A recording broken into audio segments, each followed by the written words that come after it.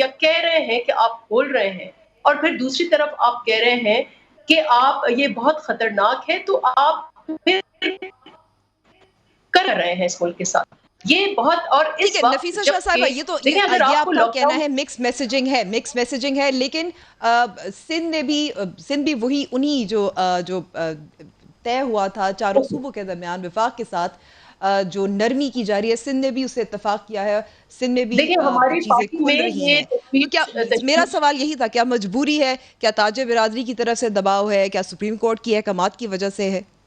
دیکھیں Peoples party یہ نہیں چاہتی کہ لاک ڈاؤن بالکل ہی لفٹ ہو. لاک ڈاؤن ہم چاہتے ہیں کہ افیکٹو ہو، لیکن آپ کو دو وجوہات بتائی جو سندھ کے اسپوکس پرسنز ہیں، میں نے بھی ان کی بات سنی، خود چیف منسٹر کی پریس کانفرنس سنی. وہ یہ کہہ رہے ہیں کہ دو وجوہات ہے. فرسٹ آف آل کہ آپ اگر سندھ میں صرف آپ اس کو محدود کریں، باقی صوبوں میں نہ کریں، تو یہ بہت یہ فعال نہیں ہوگا. لوگ شور مچائیں گے، لوگ جیسے آپ کو پتا ہے کہ کئی دفعہ نے کہا کہ ہم دکان کھولیں گے ایز اے پروٹیسٹ.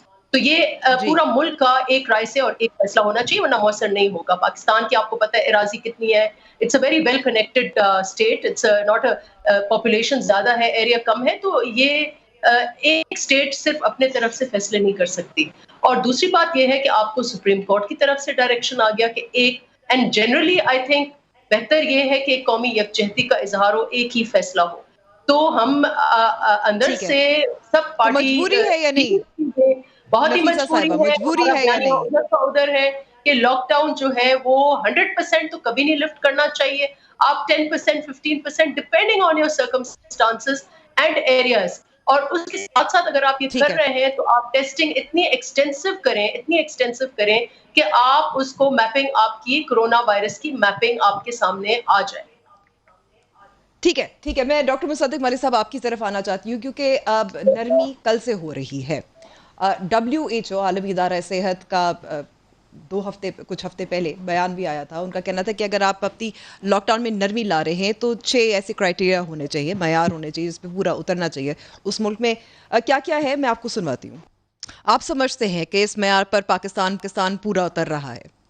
دیکھیے پہلا نقطہ ہی آپ دیکھ لیجیے. سب سے پہلے انہوں نے کیا کہا ہے، انہوں نے کہا ہے کہ صرف وہ ممالک اپنا لاک ڈاؤن نرم کریں جہاں پہ وائرس کی کمر ٹوٹ چکی ہو اور وائرس چڑھنے کے بجائے گھٹ رہا ہو. جی، یعنی روز جو اس کے مریض ہیں ان کی تعداد گھٹ رہی ہو اگر، تو پھر آپ وائرس کے اندر کمی کریں.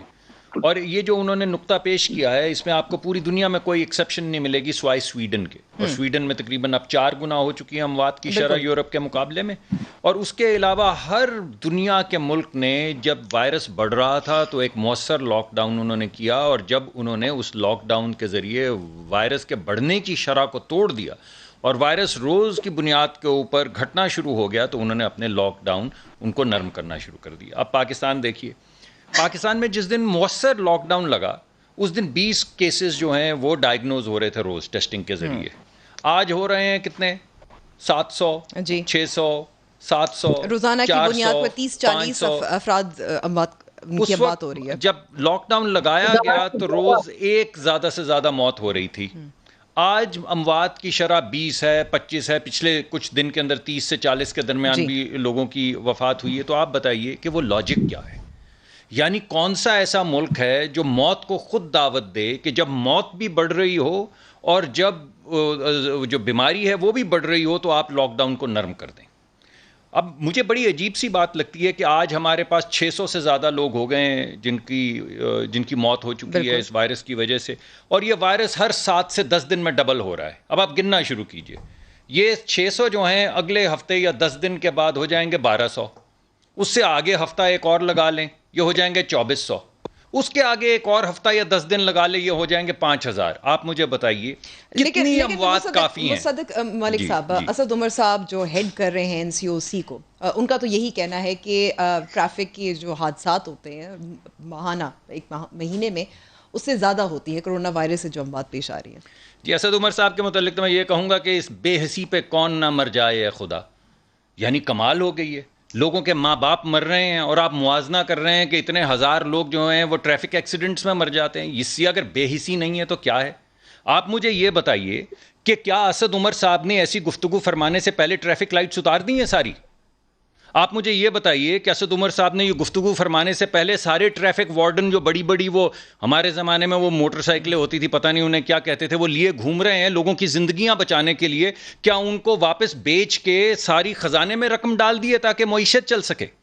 ٹریفک لائٹیں آج بھی چل رہی ہیں کیونکہ لوگوں کی حفاظت ان حادثات کے باوجود کرنا فرض ہے حکومت کا.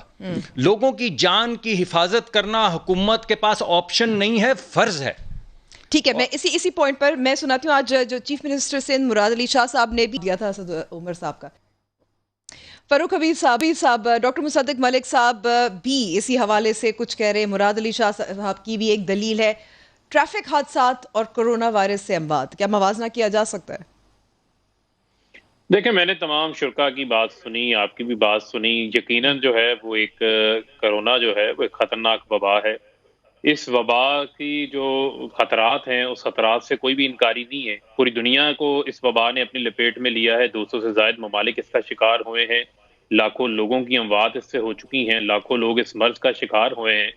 لیکن میں سمجھتا ہوں کہ جب ہم اس کا کمپیریزن کرتے ہیں WHO کے ہیلتھ سٹینڈرڈز کے ساتھ، باقی چیزوں کے ساتھ، تو ہمیں پاکستان کی جو گراؤنڈ ریئلٹیز ہیں ان کو بھی مد نظر رکھنا چاہیے کہ ہم کہاں پہ کھڑے ہیں، ہمارا ہیلتھ کا سسٹم کہاں پہ کھڑا ہے، اور پاکستان کی جو گراؤنڈ ریئلٹیز ہیں، جو زمینی حقائق ہیں، وہ کیا ہیں، اور پاکستان کی معاشی طور کے اوپر ہم کتنا مضبوط ہیں. اس وبا سے ہونے والے جب ہماری 26 اموات ہوئی تھی تو پورے پاکستان کے اندر لاک ڈاؤن ہو گیا. آج بھی جو یہ بات کہی جا رہی ہے کہ لاک ڈاؤن ختم کر دیا گیا ہے، لاک ڈاؤن ختم نہیں کیا گیا. لاک ڈاؤن کے اندر جو ہے وہ نرمی لے کر آ رہے ہیں، اور تمام صوبوں کے ساتھ مل کے نیشنل کوارڈینیشن کمیٹی جس میں تمام وزراء اعلیٰ شامل ہیں، تمام اس کے اندر جو ہے وہ فوج پاکستان کے سربراہان، وزیر اعظم اور دیگر اداروں کے لوگ شامل ہو کے کنسنسس سے ایک فیصلہ لیا ہے کہ ہمیں یہ بھی معلوم ہونا چاہیے کہ پاکستان کی 25% آبادی خطۂ غربت کی لکیر سے نیچے رہتی ہے. آپ کے 40% لوگ ایسے ہیں جو $3 سے کم جن کی انکم ہے، اور آپ کا وہ سفید پوش طبقہ جو اس لاک ڈاؤن سے 1.5 ماہ سے سفر ہوا ہے، اس سے جو ہے ان کی بھی کمر ٹوٹ گئی ہے. لوگوں کے پاس جو ہے وہ اب سروائیو کرنے کا وہ معاملہ نہیں ہے. امریکہ جو ہے وہ $2200 ارب کا پیکیج لے کر آتا ہے. جاپان $1000 ارب کا پیکیج لے کر آتا ہے. چائنا پورے ووہان کو بند کر دیتا ہے کیونکہ ان کا اکنامک سائز بڑا تھا، کیپیسٹی بڑی تھی ان کی. ہم جو ہے وہ تمام تر زور لگانے کے باوجود جو صرف 1200 ارب کا پیکیج لے کر آ سکے، جس کے تحت ہم لوگوں کو جو ہے وہ ریلیف پہنچانے کی کوشش کر رہے ہیں. تو میں یہ سمجھتا ہوں کہ ہم نے SOPs کے ساتھ اپنی ذمہ داری کو بھی محسوس کرتے ہوئے جو سوشل ڈسٹینسنگ کا اصول ہے وہ بھی WHO بار بار کہتا ہے، اس کو اپناتے ہوئے ہم نے لاک ڈاؤن کو جو ہے وہ ایز کرنا ہے. فاروق حبیب صاحب، یہاں جو سوال جو میں کرنا چاہ رہی ہوں، کیونکہ سندھ کو بھی شکایت ہے کہ جو ایمرجنسی ریلیف آرڈیننس وہ متعارف کروانا چاہ رہے تھے تاکہ وہ اپنے لوگوں کو جو ان کو ووٹ دیتے ہیں، جو سندھ کے جو رہائشی ہیں ان کو وہ ریلیف دینا چاہتے ہیں، جیسے آپ نے کہا کہ وہ بھی اپنے لوگوں کا خیال کرنا چاہتے ہیں، لیکن گورنر سندھ عمران اسماعیل صاحب نے دستخط کرنے سے انکار کر دیا. ریلیف آرڈیننس جو ہے وہ اب اس وقت لمبو میں ہے.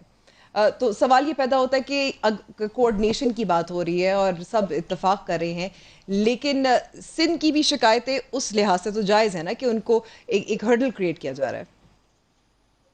دیکھیں، میں نہیں سمجھتا کہ کسی جگہ کے اوپر بھی جو ہے وہ ان حالات کے اندر کوئی رکاوٹ کھڑی کرنے والا معاملہ ہے. میں سمجھتا ہوں کہ حکومت جو ہے وہ تمام تر سٹیک ہولڈرز کو ساتھ لے کے چل رہی ہے.